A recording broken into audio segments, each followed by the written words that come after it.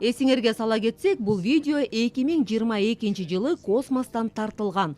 Кыргыз желеген көтөрүп космонавт Сергей Корсаков кыргызстандыктарды эгемендүүлүк күнү менен куттуктаган. Могу сегодня с борта Международной космической станции поздравить Кыргызстан с этим праздником. Ал 2022 жылдын 18 мартынан сентябрдын 29-на чейин космоста болгон. Байконур космодромунан номер 1 кеменин борт инженери катары Союз МС-21 транспорттук башкарылган космостук кемеси менен эл аралык космос станциясына учурулган. Учунун узактыгы 194 күндөн ашык болгон.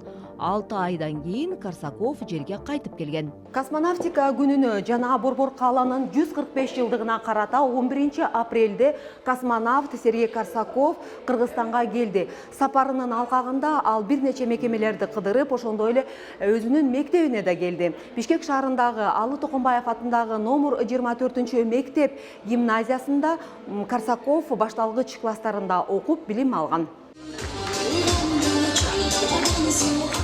Космонавты мектеп окуучулары жана мугалимдер жылуу тосуу алышты. У меня был очень дружный класс. Мне запомнились ребята, с кем мы учились. Я бы очень хотел с ними встретиться уже сейчас, узнать, как они живут, чем они занимаются. Потому что самое главное воспоминание – это, конечно, люди. Ну, хотя и стены школы тоже навевают очень приятные мысли.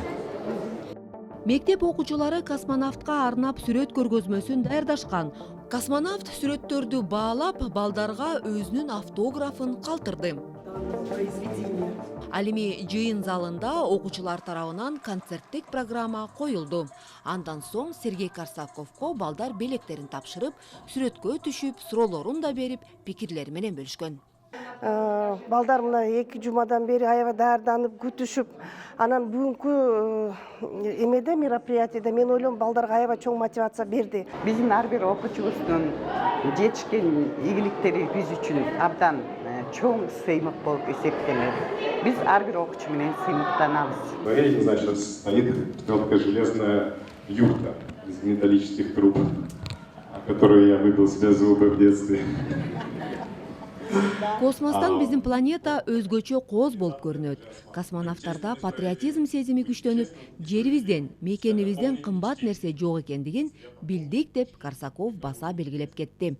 Ошондой эле өзүнүн каалоо тилектерин айтты. Я передаю большой космический привет Первому национальному каналу утренней программе «Замана».